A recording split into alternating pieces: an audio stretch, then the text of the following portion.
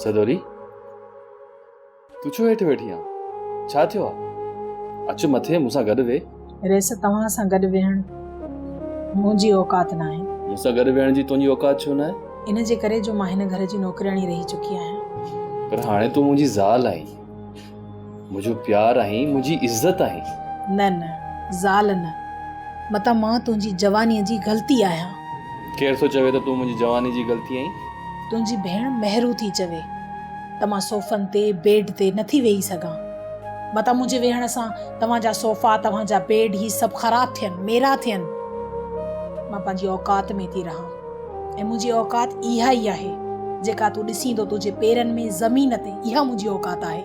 ग़लति थी चवे महरू, तूं हाणे वॾेरे लाई ख़ान जी नूंहुं आहीं, हिन घर जी इज़त आहीं, मुंहिंजी ज़ाल आहीं। हिन घर ते तुंहिंजो बि ओतिरो ई हक़ आहे जेतिरो भाॼाई बानो जो। इहा ॻाल्हि तूं मूंखे न ॿुधाए, इहा ॻाल्हि वञी तूं पंहिंजी भेण महरूअ खे ॿुधाए जेका मूंखे पंहिंजी जुतीअ जे बराबरि बि नथी सम्झे। हा, मूं में हिम्मत आहे, मां चवंदसि अॼु मेरू खे। तूं ज़िद न कर, उथ अच। न मां न वेहंदसि, सही आहे मां हिते।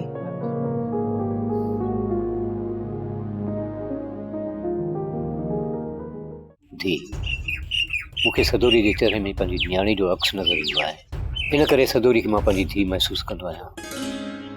मां हितां हलियो वेंदुसि, पर मां हिकु दफ़ो सदोरी सां ज़रूरु मिलंदुसि।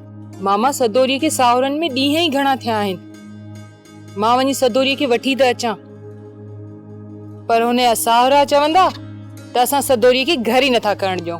को बहानो करे वठी अचो सदोरी खे, मूंखे हुनखे कुझु ॾियणो आहे। मामा वॾेरनि जे घर वञणु ॾाढो मुश्किल आहे, वरी उतां मोटणु उहो त वरी सफ़ाई ॾुखियो आहे। मामा तव्हां ईअं कयो, हफ़्तो खनि तरसो, पोइ मां हुनखे वठी ईंदसि। हफ़्तो केरु जीअंदो? बसि मां हिकिड़ो दफ़ो सिर्फ़ु हुन सां मिलां, छो त सालार जा माण्हू मूंखे ॻोल्हनि था पिया। कहिड़ी ख़बर मां हफ़्तो जीअं अलाए न जीअं, सालार मूंखे माराए छॾींदो।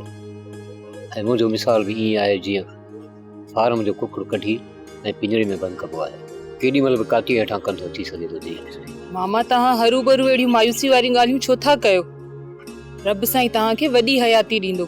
त पोइ वञ सदोरी खे वठी अच, मुंहिंजे नाले ॿुधाई छॾ।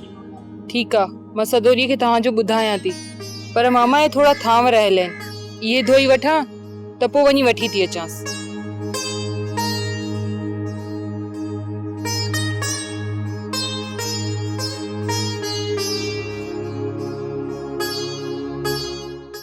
सोप सीरियल सिंध जाई तमाम एपिसोड्स ॾिसो हाणे HD क्वालिटीअ में। विजिट करियो असांजो YouTube channel Sindh TV HD drama. Subscribe कयो असांजो official YouTube channel Sindh TV HD drama ऐं वधीक अपडेट लाइ बेल आइकन खे क्लिक करियो।